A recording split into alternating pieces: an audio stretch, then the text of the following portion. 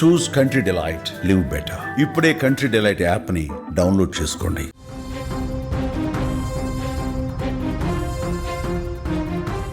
చేవెళ్ల ప్రమాదంలో మృతుల సంఖ్య పెరుగుతుంది. ఇప్పటి వరకు 24 మంది మృతి చెందినట్టుగా తెలుస్తుంది. అక్కడ సమాచారం ప్రకారం మృతుల సంఖ్య ఇంకా పెరిగేటువంటి అవకాశం ఉంది.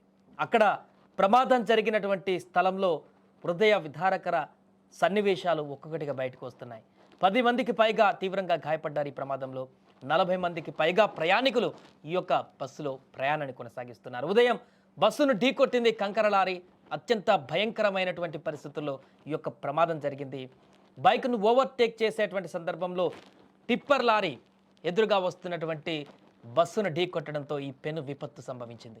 ఇది కర్నూలులో జరిగినటువంటి బస్సు ప్రమాదం కంటే కూడా అత్యంత తీవ్రతతో కూడుకున్నటువంటి ప్రమాదంగా మారింది. చిన్నపిల్లలు, స్కూల్కి వెళ్ళేవారు, కాలేజీకి వెళ్ళేటువంటి విద్యార్థులు కూడా ఈ బస్సులో ఉన్నారు. మహిళలు, చిన్న పిల్లలు కూడా మృతి చెందినటువంటి ఘటన అక్కడ తీవ్ర ఆందోళనకు గురి చేస్తుంది. అక్కడికి వచ్చిన స్థానికులు కూడా పూర్తిగా కన్నీటి పర్యాంతం అవుతున్నారు. ఇంత దారుణమైనటువంటి పరిస్థితి ఏంటి? ఇంత భారీ ప్రమాదమా? గతంలో చాలా ప్రమాదాలు జరిగాయి, మేము చెప్పాము ఇక్కడ రోడ్లు బాగాలేవు, సరిచేయండి అని అధికారులకు మొత్తుకున్నాం, కానీ ఎవరు పట్టించుకోలేదు. ఇంత దారుణమైనటువంటి పరిస్థితికి ఎవరు కారణం అంటూ నిందిస్తున్నారు అక్కడికి వచ్చిన స్థానికులు. 1 కాదు 2 కాదు 24 మంది ప్రాణాలు, ఇంకా చాలా మంది సీరియస్గా ఉన్నారు. ఎంతమంది చనిపోతారో తెలియనటువంటి పరిస్థితి. హాస్పిటల్లో పరుగులు పెడుతున్నారు కుటుంబ సభ్యులందరూ కూడా. మా వారు ఎక్కడున్నారు, ఏమైందని చెప్పేసి. చాలామందికి సీరియస్గా ఉంది. అసలు అక్కడ జరిగిన ప్రమాద ఘటనకు సంబంధించిన సన్నివేశాలు మీకు చూపించలేకపోతున్నాం, కానీ ఎంత దారుణమైనటువంటి పరిస్థితిలో అక్కడ వారు మరణించారో తెలిస్తే హృదయం జలించక మానదు. కంకరలో కూరుకుపోయారు. ప్రమాదం జరిగిన తర్వాత టిప్పర్ లారీలో ఉన్నటువంటి కంకర మొత్తం కూడా బస్సులో ఉన్న ప్రయాణికుల పైన పడిపోయింది. ప్రయాణికుల కంకర కింద పడిపోయి నలిగిపోయి చనిపోయినటువంటి దుస్థితి ఏర్పడింది. అక్కడ ఒక మహిళ చెయ్యి మాత్రమే కనిపిస్తుంది బయటకు. అంత దారుణమైనటువంటి స్థితిలో ఈ ప్రమాదం జరిగింది. ఈ మధ్యకాలంలో ఎప్పుడు ఇంత భారీ ప్రమాదం, ఇంత హృదయం జలించేటువంటి ప్రమాదం మనం చూడలే. కర్నూలు ఘటన చూస్తేనే అరే సజీవ దహనం అయిపోయారే బస్సులా అని చెప్పేసి ఒక 2-3 రోజులు ఎవరికి ముద్ద దిగనటువంటి పరిస్థితి ఏర్పడింది. ఇంత దారుణంగా చావు ఉంటుందని. ఇది దానికి 2 రెట్లు మించి ఉన్నటువంటి అతి భయంకరమైనటువంటి ప్రమాదంగా మారింది.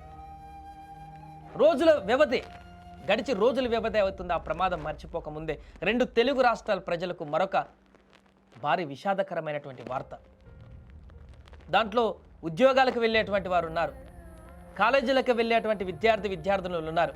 తాండూరు చేవెళ్లకు సంబంధించినటువంటి ప్రజలే ఎక్కువ ఉన్నారు ఆ బస్సులో.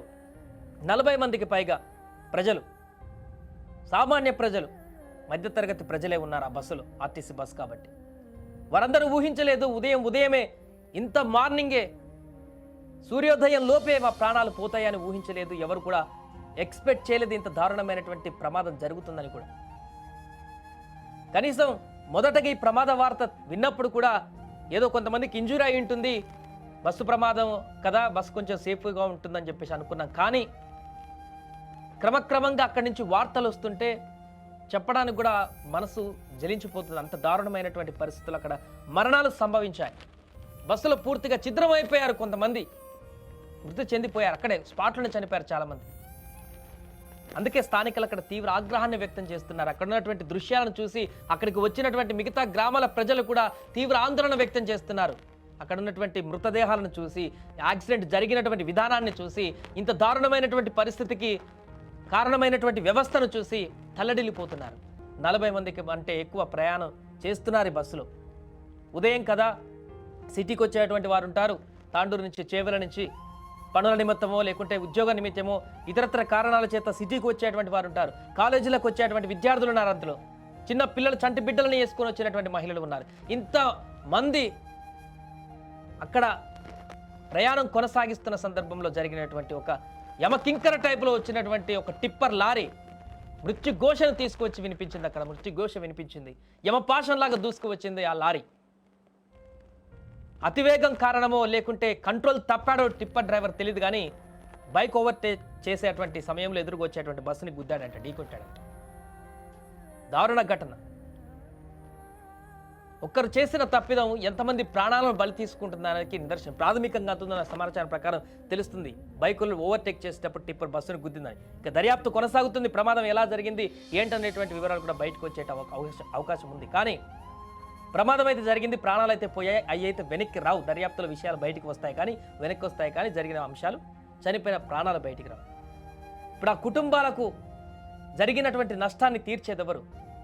ఆ కుటుంబాలకు జరిగినటువంటి ఒక విషాదకర ఘటనను బాధ్యత ఎవరు వహిస్తారు?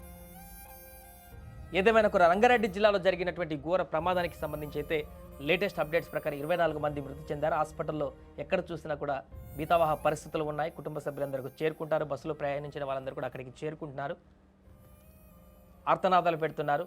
గాయాల పాలైనటువంటి వారు కూడా సీరియస్గా ఉన్న వాళ్ళు కూడా మెరుగైన చికిత్స కోసం ఇతర హాస్పిటల్ కూడా తీసుకువెళ్లే ప్రయత్నం చేస్తున్నారు. గాయాల పాలైన వారికి చికిత్స కొనసాగిస్తున్నారు. పూర్తి రోదనలతో మిన్నెంటిపోతున్నాయి అక్కడ స్థానిక హాస్పిటల్స్లో. ప్రమాద స్థలి వద్ద అయితే కొంత ఉద్రిక్త వాతావరణం ప్రస్తుతం కొనసాగుతుంది. అక్కడికి ఎవరు వచ్చినా కూడా స్థానికులు మాత్రం తీవ్ర ఆందోళన వ్యక్తం చేస్తున్నారు. ఆ భారీ ప్రమాదాన్ని చూస్తే ఎవరికైనా కూడా అంతే, అసలు విజువల్స్ మనం చూపించలేకపోతున్నాం స్క్రీన్ మీద, కానీ అక్కడ జరిగిన కొన్ని ఇన్సిడెంట్లు ఆ వీడియోలు కనుక చూస్తే కోపం కట్టలు తెంచుకొని వస్తుంది. బాధ గుండెలు పగిలేలాగా ఉబికి వచ్చేటువంటి పరిస్థితి ఏర్పడింది. ఏదేమైనా కూడా ప్రస్తుతానికైతే గాయపడ్డ వారందరూ కూడా సేఫ్గా రికవరీ అవ్వాలని కోరుకుందాం.